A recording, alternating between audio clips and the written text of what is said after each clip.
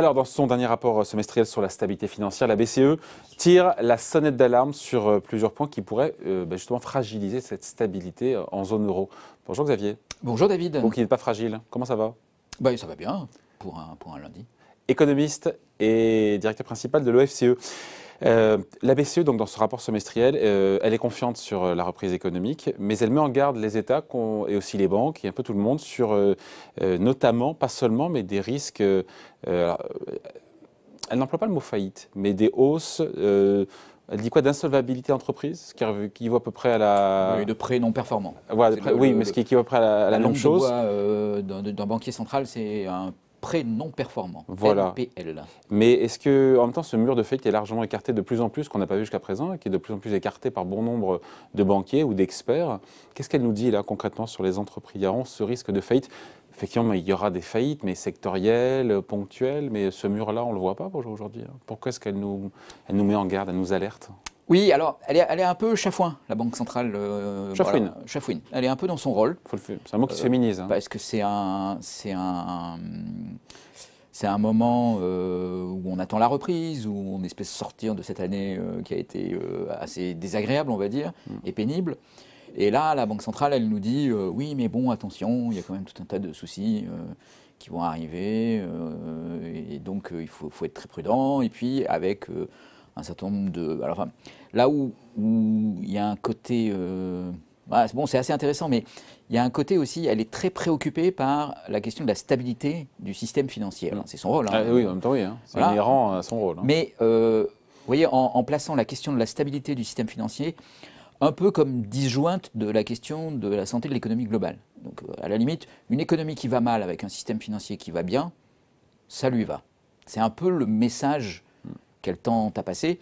Et donc, il y a toute cette question derrière les prêts non performants, les faillites. Donc, la question, elle est assez simple. Enfin, elle est assez simple. On est à un niveau de faillite aujourd'hui qui est historiquement très, très bas en Europe. Tout ça grâce aux perfusions, aux aides publiques. Voilà. Donc, les banquiers disent, il ne faut pas s'inquiéter. On a eu très, très peu de faillites pendant un an. Ce qu'on voit, c'est que les entreprises ont beaucoup de trésorerie. Elles ont de la trésorerie à des taux très très bas grâce à la politique monétaire expansive de la Banque centrale. On a des perspectives de reprise qui s'annoncent. Il y aura sans doute un peu de casse, disent les banquiers, mais globalement, voilà. Gérable. C'est gérable, et puis deux, c'est pas une menace pour la situation des banques. Et la BCE leur dit, enfin, le comité de stabilité financière en l'occurrence, leur dit ouais, mais attention, en fait, ces faillites ont été reportées. Donc, ils ont fait un petit graphique qui est assez étonnant où ils comparent les niveaux de faillite dans les trois précédentes crises, donc 2020, le Covid, 2012, la crise des dettes souveraines en Europe, et puis 2008, la crise financière. Alors, 2008-2012, on voit effectivement que les faillites ont augmenté significativement. Et puis là, elles ont beaucoup baissé, puis ils ont fait un train en pointillé pour dire oui, mais ça va remonter au même niveau que dans ces crises précédentes. Et donc, il faut que les banques provisionnent. Ce qu'elles ont fait.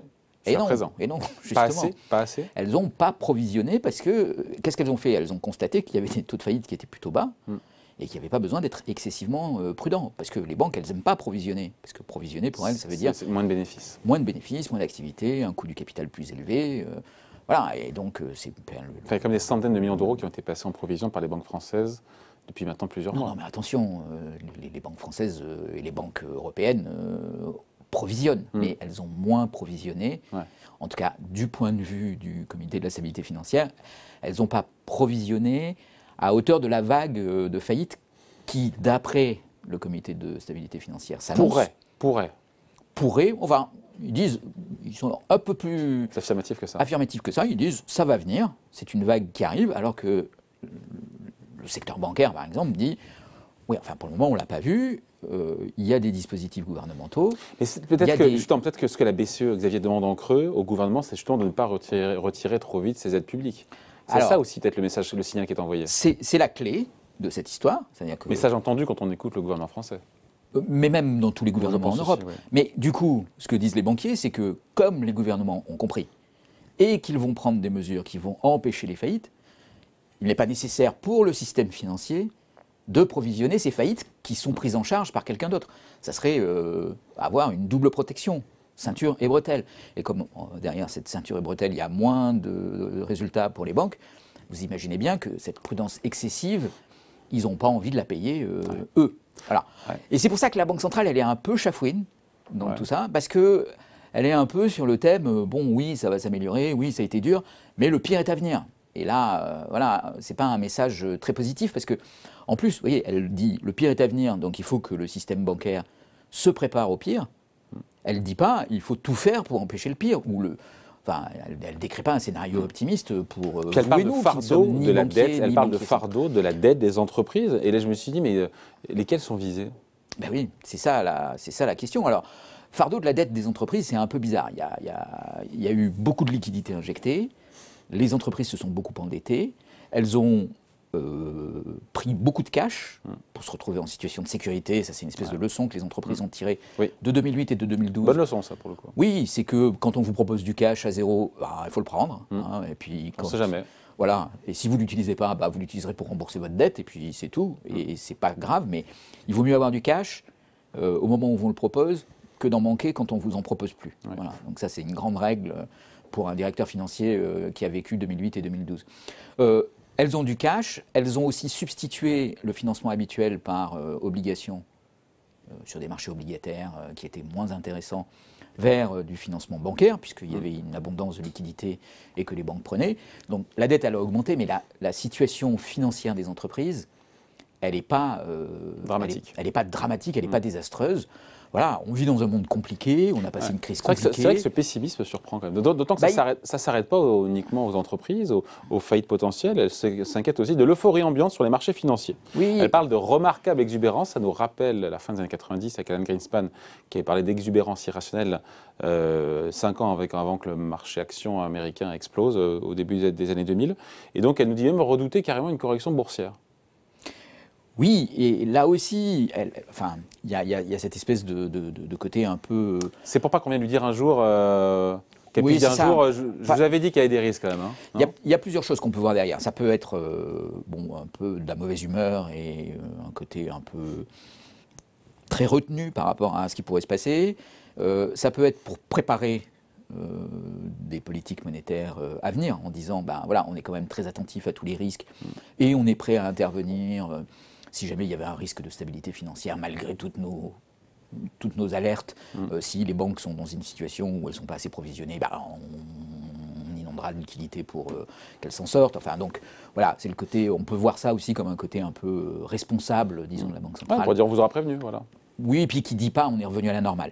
Parce que, vous voyez, paradoxalement, si elle disait on est revenu à la normale, peut-être que les marchés interpréteraient ça comme... En se disant... il va y avoir durcissement de la politique monétaire et tout ça, donc voilà. Ou parce qu'elle est en train de réfléchir et parce que l'équilibre à sa sortie de crise politique a pu changer un tout petit peu à la Banque centrale et aller vers une réflexion qui serait, il faut éviter des bulles. Et donc, il faudrait une politique monétaire qui cherche à aussi limiter ces bulles. Et ça serait plutôt un argument pour retirer la liquidité, augmenter les taux d'intérêt. Bon, on ne sait pas trop. C'est une banque centrale qui, là, nous fait preuve d'un peu de... Enfin, voilà, c'est pour ça que je dis qu'elle est chafouine, parce qu'on a un peu un sentiment... Et ça continue aussi sur l'immobilier. Même sur l'immobilier. Sur l'immobilier, elle nous dit les prix ont flambé, mais c'est grâce à elle, encore une fois.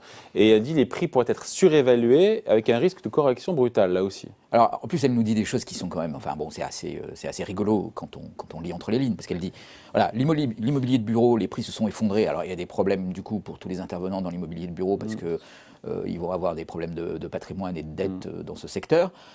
Par contre, sur le résidentiel, ça a bien tenu, mais justement, il y a trop de dettes par rapport à ça, et puis ça va forcément se corriger, parce que comme ça c'est bien tenu, ça va se corriger dans le futur. Bon, on peut discuter, je veux dire, c'est pas du tout clair que ça se corrige. Et si les prix immobiliers sont en hausse, c'est grâce à elle aussi. Et c'est aussi grâce à la Banque centrale, si les prix immobiliers sont en hausse, c'est grâce... on sait qu'il y a plutôt eu des mesures qui visaient à resserrer le crédit sur des clients plus solides. On sait aussi que les ménages dans la crise, ils ne sont pas tous au bord du chômage. Et que justement, tout un tas de mesures qui ont été prises en Europe ont quand même préservé à la fois le tissu productif et aussi la situation de beaucoup de ménages. Donc il y a beaucoup de ménages qui vont sortir de cette crise sans aucune perte de revenus. Ça, oui, du point de vue des banques, c'est excellent, parce que ça veut dire que c'est pas de défaut dans un domaine où déjà il n'y avait pas beaucoup de défauts. Donc oui, ça Donc justifie... on s'angoisse pas plus que ça. Elle nous parle même du Bitcoin, elle nous parle de cette trajectoire du Bitcoin qui inquiète la BCE. Il faut dire que les mouvements récents lui donnent un peu raison. Hein. Bon, mais ça, le Bitcoin, on en a déjà parlé plusieurs fois. Il y a beaucoup de volatilité dans le Bitcoin.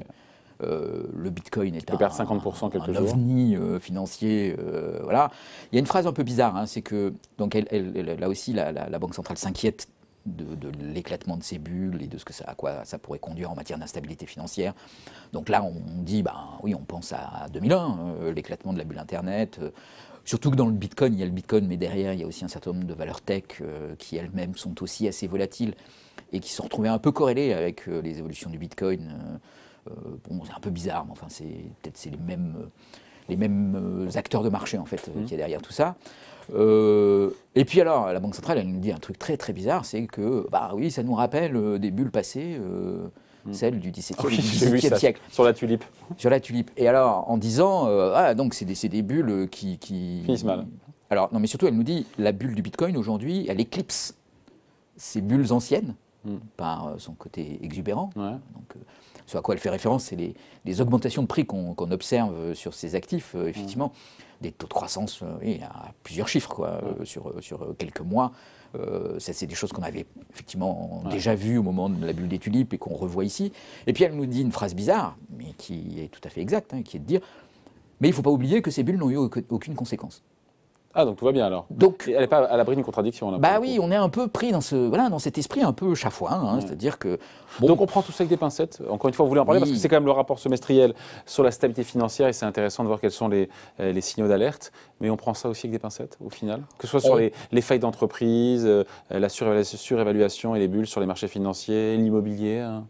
On prend ça comme des remarques qui ont de la pertinence, mais qui ne sont pas un danger immédiat. Voilà, qui ne sont pas un danger immédiat et qui sont plus des alertes qu'il faut garder dans un petit coin de sa tête, parce qu'elles peuvent être importantes dans le futur, mais qui aujourd'hui ne sont pas des éléments, c'est pas des nuages noirs qui nous arrivent dessus. Ça serait quoi le principal nuage noir qui pourrait nous arriver dessus? Mais le principal nuage noir, il est aujourd'hui... enfin, je veux dire, il faut quand même ramener les choses où elles doivent être ramenées. Le principal nuage noir aujourd'hui, il est sanitaire. Ouais. Voilà. Et c'est là que ça se passe. Toujours là que ça se passe. Dans la logistique du vaccin, dans les variants, dans quel paysage pour les mouvements internationaux de personnes dans les prochaines années. Qu'est-ce qui va se passer dans les pays moins développés en termes de vaccination. Au niveau vaccination, au niveau variant. Voilà, c'est ça qui doit être aujourd'hui au cœur de nos préoccupations. Toute l'infrastructure, la logistique de la stabilité financière a suivi, il faut le dire. La Banque centrale a fait son boulot, elle l'a bien fait, il n'y a pas eu de soucis de ce côté-là. Elle a appris aussi des crises passées. Elle a appris des crises passées, mais enfin, on peut constater aujourd'hui que cet apprentissage, il est productif. Et que voilà, cette crise n'a pas été une crise financière, ce n'est pas une crise sur les taux souverains. Vous voyez, la dette de l'Italie, on l'anticipe à 150% du PIB. Eh ben, le spread italien, il reste bas dans ce contexte. C'est un résultat qui est exceptionnel. Donc, il faut se satisfaire de tout ça. Bon, après... sans nier aussi les effets secondaires et les risques à terme aussi. Hein. Une banque centrale, c'est jamais l'acteur le plus enthousiaste dans une économie.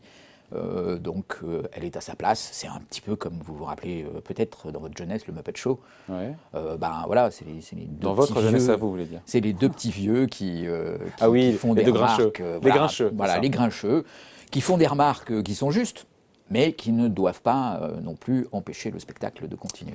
Show must go on avec Xavier Timbaud, économiste et directeur principal de l'OFCE. Merci Xavier. Merci David. Ciao.